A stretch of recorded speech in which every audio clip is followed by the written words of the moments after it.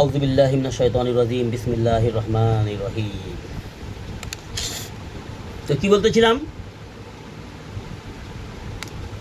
তোমাদেরকে এর আগে আমি অনেক কথা বলেছি, কিন্তু তোমরা শুনোনি। যখন বলি তখন মতন শুনো, তারপরে আবার দুনিয়ার চর্চাতে এমন তোমরা মেতে যাও, সমস্ত জিনিস তোমাদের শয়তান ভুলিয়ে দেয়। কে ভুলিয়ে দেয়? কেন ভুলিয়ে দেয় বলো? তোমরা দিনে চর্চা করতে পছন্দ করো নি, দুনিয়ার চর্চা পছন্দ করো। সকাল হলেই সন্ধ্যা পর্যন্ত চিন্তা করতে কাকে কাকে ফোন করবো, মাকে করবো না স্বামীকে করবো না কাকে করবো, কে বলছে মেয়েকে ফোন করবো, কে বলছে দিদিকে ফোন করবো, কে বলছে ওই সব নিয়ে তোমরা ব্যস্ত। আর টাইম হলেই সবজি বানাবো, রান্না করব, এই করব, ওই করব, সেই করব, শুধু দুনিয়া, শুধু দুনিয়া, দুনিয়া, দুনিয়া। কিন্তু আল্লাহ রাব্বুল আলামিন জবান দিল, চোখ দিল, ব্রেন দিল, হাত দিল, পা দিল, সব কিছু দিল কে? আল্লাহ। তোমাকে এটা অন্য কেউ দিছে? অন্য কেউ দিছে? আল্লাহ দিয়েছে। তো সেই আল্লাহর কোনো হক নেই? আরে বলো, সেই আল্লাহর হক নেই তোমার উপরে, আমার উপরে আল্লাহর হক নেই? নেই? কি গো, আছে? পালন করো। আরে 24 ঘন্টার মধ্যে কমসে কম 5টা মিনিট কমসে কম জিকির করো আল্লাহ। 5টা মিনিট, 24 ঘন্টার জীবন আল্লাহ দিয়েছে, সব কিছু আল্লাহ দিয়েছে। চোখ, মুখ, দাঁত, হাত, কান, পা, গুর্দা, তেল্লি, ফ্যাপসা, সব কিছু দিল আমার আল্লাহ। আর কিসের জন্য দিল আল্লাহ? আল্লাহ বলছে তোমাকে আমি সমস্ত নিয়ামত দিয়েছি, আর তোমাকে আমি দুনিয়ায় পাঠিয়েছি পরীক্ষা নেওয়ার জন্য। তোমার জন্য আখিরাতের জীবন অপেক্ষা করছে চিরস্থায়ীভাবে। দুটো জায়গা, হয় জান্নাত, নচেত জাহান্নাম। তো তোমাকে কি করতে হবে? আমার ইবাদত বান্দেগি করতে হবে।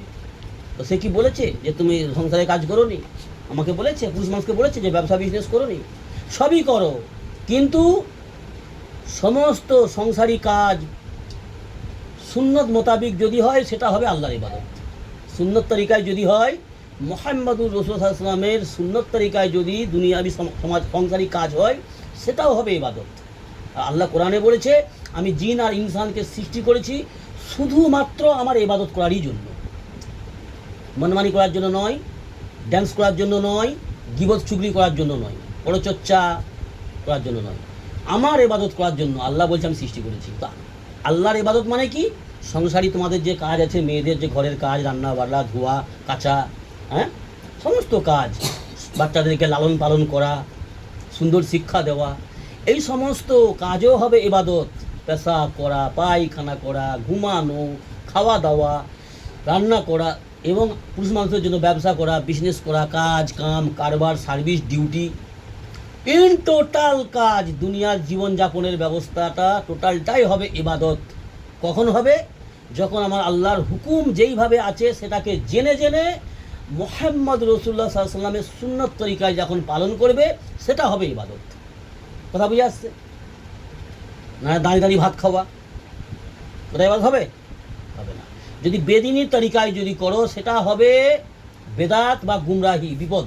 সেটা হবে বিপদ। বেদিন তরিকা কীরকম? জি,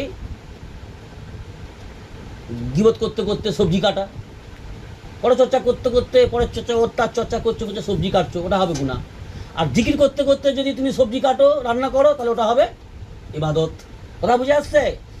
পেশাব পায়খানায় যাবে, গোসলখানায় যাবে, যদি তুমি সুন্নত তরিকায় দোয়া পড়ে গোসলখানায় যাবে, পায়খানা পেশাবখানায় যাবে, জি, সুন্নত তরিকায় যাবে, সেটাও হবে তোমার ইবাদত। আর না হলে গোসলখানায় যেয়ে মোবাইল দেখ, এই পায়খানায় যেয়ে কে মোবাইল দেখছে, কে পায়খানার ভিতরে যেয়ে গান করছে, তা সেটা কী হবে? সেটা গুনাহ হবে, সেটা শয়তানের ইবাদত হবে। তো আজ মুসলমান সমাজের এই পরিস্থিতি। কথা বুঝে আসছে? সেই জন্য দ্বীন ইসলামকে জানতে হবে আর ইবাদত করতে হবে, নচেত কিন্তু আল্লাহর কাছে পাকড়াও হবে। এটা মনে রাখবে, আল্লাহ রাব্বুল আলামিন আলিমুল গায়েব, সমস্ত গায়েবের খবর রাখে। তুমি আমি কি করছি, কি ভাবছি, কি দেখছি, গোটা দুনিয়ার লোকের চোখে হাত চাপা দিয়ে তুমি করতে পারবে, আমি পারবো। দুনিয়ার লোক দেখতে পাইনি আমি কি দেখছি মোবাইলে, রাত্রেবেলা কি দেখছি, কি করছি, তার সঙ্গে ফোনা কথা বলছি রাত্রি 11টার সময়, 12টার সময়। হয়তো তোমার স্বামী দেখতে পাইনি বা আমি দেখতে পাইনি, কিন্তু আমার আল্লাহ রাব্বুল আলামিন, তোমার আল্লাহ সমস্ত কিছু দেখছেন আর শুনছেন। এটা মাথায় রাখতে হবে। সেই জন্য দ্বীন ইসলামের বিষয়গুলোকে জানতে হবে। আর যা কিছু আমরা করছি এর পাই টু পাই আল্লাহ পাক হিসাব নেবেন, আবার এর বদলাও দেবেন। তুমি যেটা করেছো তোমার কর্মের প্রতিদান বদলা আল্লাহ তোমাকেও দেবে, আমাকেও দেবে। তো তোমাকে চিন্তা করতে হবে ভালো কাজের ভালো পরিণাম আর মন্দ কাজের মন্দ পরিণাম। ভালো কাজ করলে, নেক পথে চললে, দ্বীন ইসলামের পথে চললে আল্লাহ আমার উপর খুশি হবে, আমাদেরকে রহমত বর্ষিত করবে, অন্তরে শান্তি দেবে, সংসারে শান্তি দেবে এবং চিরস্থায়ীভাবে আখিরাতে সফল করবেন, কামিয়াবি দেবেন, জান্নাত দেবেন। আর যদি দুনিয়ার জীবন মনমানি করে, মজমস্তি করে, এনজয় করে, পরচর্চা, গীবত, চুগলি করে কাটাও, কোথায় খালি টাকা দিবে, কোথায় ফর্ম দিয়ে ছুটতে হবে বলা ছুটছে। সামান্য দুনিয়ার অর্থ, সামান্য অর্থ 3,000, 1,500 যাই হোক, ওই ভান্ডার সেই ভান্ডার, কত ভান্ডার, যে ভান্ডারে সীমিত মিথ্যা প্রতিশ্রুতি। দুনিয়ার মানুষ যদি কোনো প্রতিশ্রুতি দেয়, কথা দেয়, সেটা করতেও পারে, নাও করতে পারে, পারেনি। তো মিথ্যা প্রতিশ্রুতি দিয়ে কাউকে দিচ্ছে, কাউকে দেয়নি, জি, দিতেও পারে, নাও পারে। তার জন্য কত ফর্ম ফিল আপ করতে হবে বলো না, সব করবে, ছুটবে, 1 ঘন্টা 1.5 ঘন্টা যে লাইন দিয়ে বসে থাকবে।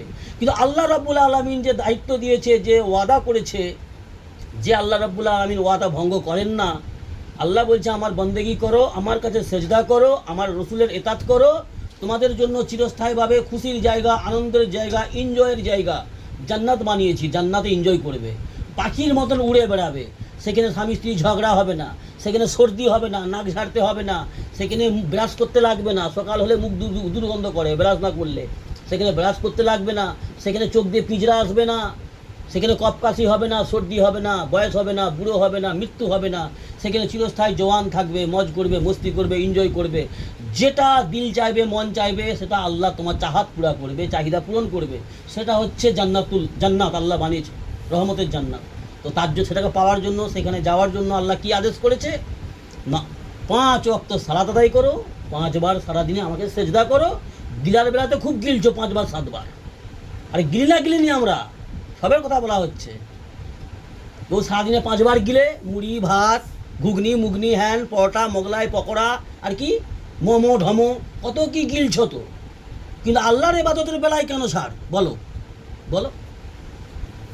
তো আল্লাহর ইবাদত বান্দেগি করলে রহমতের জায়গা আল্লাহ পাক তৈয়ার করে রেখেছে। আর যদি না করো, তারও ব্যবস্থা আল্লাহ করে রেখেছে। জাহান্নাম, দোজখ, চিরস্থায়ী কষ্ট, চিরস্থায়ী হাহাকার, কান্না, দুঃখ, ব্যথা, বেদনা, যন্ত্রণা, যত রকমের মুসিবত জাহান্নামে আল্লাহ রেখেছে। তো তুমি তাই করে নাও, তুমি তাই করো, নিজে নিজে ডিসাইড করো যে তুমি কোন জায়গায় চয়েস করো, কোন জায়গাটা পছন্দ করো, কোন জায়গায় যেতে তুমি চাও, নিজে চয়েস করো। আল্লাহ পাক ছুট দিয়েছে দুনিয়াতে, এখানে পাকড়াও হবে না, এখানে পাকড়াও হবে না। এ যাজা সাজা কি জায়গা নেই হ্যাঁ জি, এ ইমতিহান है। এ দুনিয়া, এ জীবন, এ সব কিছু, সন্তান, মা বাপ, নাতি পুতি, বিবি বাচ্চা, মামা মামি, আত্মীয় স্বজন, ব্যবসা, বিজনেস, সম্পদ, এ সমস্ত হচ্ছে ইমতিহান, পরীক্ষার জায়গা। আল্লাহ দেখতে চায় সব কিছুর মধ্যে থেকে এ বান্দা আমাকে মানে, আমার গোলামি করে না ওদের গোলামি করে। কথা বুঝে আসছে? এটা আল্লাহ দেখতে চায়। আল্লাহ কোরআনের মধ্যে বলেছে যে সব কিছুর মধ্যে তোমাকে সাজিয়ে দিয়ে দিয়েছে, সংসার, পরিবার, পরিজন, কি যন্ত্রণা ঝঞ্ঝাট, হ্যাঁ, এর মধ্যে থেকে যে আল্লাহর ইবাদত করবে, আল্লাহকে রাজি করবে। আর আল্লাহ রাজি হওয়ার একটাই রাস্তা, সেটা হচ্ছে মোহাম্মদুর রসুল্লাহ। যে মোহাম্মদ রাসূলুল্লাহ সাল্লাল্লাহু আলাইহি ওয়াসাল্লামের ইতাত করলো, অনুসরণ করলো, তার উপরে আল্লাহ রাজি হবে, তার জন্য জান্নাতের ওয়াদা আছে। কথা বুঝে আসছে? হ্যাঁ, বুঝে নাও, ভালো করে বুঝে নাও। ঘাড় লাড়লে হবে নি, কাজে বাস্তবায়ন করে দেখাতে হবে, তাকেই বলা হয় বুঝা। ঘাড় লাড়লে হবে নি।